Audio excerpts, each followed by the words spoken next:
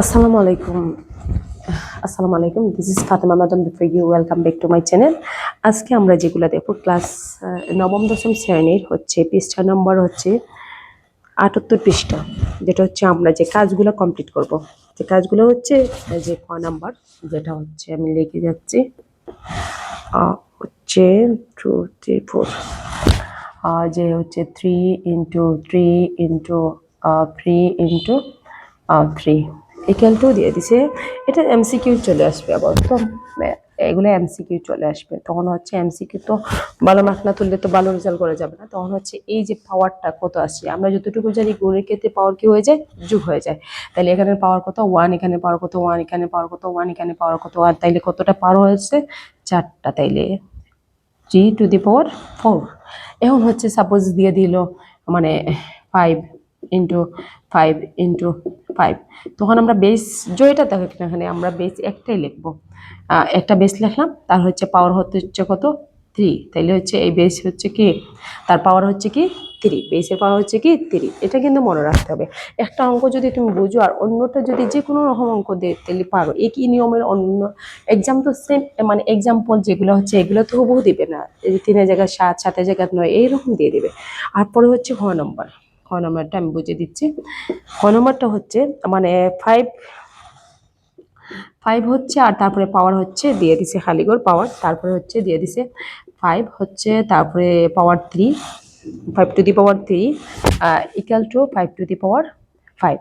এখন হচ্ছে এখানে কোন সংখ্যাটা বসে, এটা কিন্তু অনেক নিয়মে অঙ্কগুলো করা যায়। তখন আমরা যতটুকু জানি পাওয়ার তাহলে কি হয়, যোগ হয়। তাহলে পাওয়ার তাহলে যদি যোগ হয়, এখানে হচ্ছে পাওয়ার হচ্ছে মানে প্রথমে বেস, যতবার বেস থাকুক এটা আগে সমাধান করো। এটা সমাধান করলে বাকিটা কিন্তু আনসারটা এটাই চলে আসবে। মানে দেখি এটা কত বসাইলে এটা চলে আসে।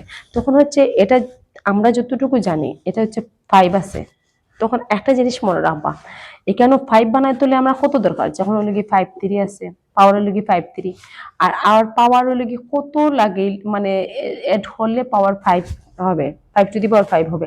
তাহলে পাওয়ারের সাথে যদি আমরা আরো মানে 5 এর সাথে যদি পাওয়ার 2 দেই, তাইলে আমরা কতটুকু জানি, যতটুকু জানি বেস আর পাওয়ার মানে গুণের ক্ষেত্রে পাওয়ার কি হয়ে যায়, যোগ হয়ে যায়। তখন হয়ে যাব কি 5 টু দি পাওয়ার 5। এখন হচ্ছে এটা কিন্তু এই নিয়মে করতে পারবা, তারপরে আর নিয়মে করতে পারবা, সহজে করতে পারবা। যদিও আমরা খালি গড় এই গড়টা আমরা রাখি, এই গড়টা যদি আমরা সমান চিহ্ন পরে নেই, সমান চিহ্ন পরে গুণ যখন সমান চিহ্ন পরে যাব তখন ভাগ হয়ে যাব। তাহলে আমি আবারও এটা বলে বুঝিয়ে দিচ্ছি, যেমন হলো গিয়ে পাওয়ার 5 আছে ইন্টু মানে 5 টু দি পাওয়ার 3 আছে equal to 5 to the power 5। আমি আবার বুঝিয়ে দিচ্ছি সহজে, যার যেটা ভালো লাগে সেটাই করে নেবে। তারপর হচ্ছে এটা তো আমার দরকার, এর মান তো দরকার, তাহলে এর মান এতটুকু থাক। তারপরে যে এটা সমান চিহ্ন পরে নেই, গুণ যখন সমান চিহ্ন পরে যাবে তখন হর হয়ে যাবে, কি হয়ে যাবে, হর হয়ে যাবে। আর এটা কোনো সময় মানে যুগবিয়োগ হয়ে যাবে না, এটা বাঘ চিহ্ন নিচে বসবে।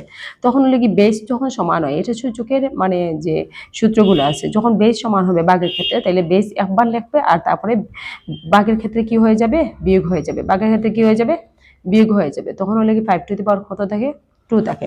আর তুমি যদি এটা মনে রাখো মানে পাওয়ার থেকে পাওয়ার বিয়োগ করো তাও হবে। Okay, that's all about me.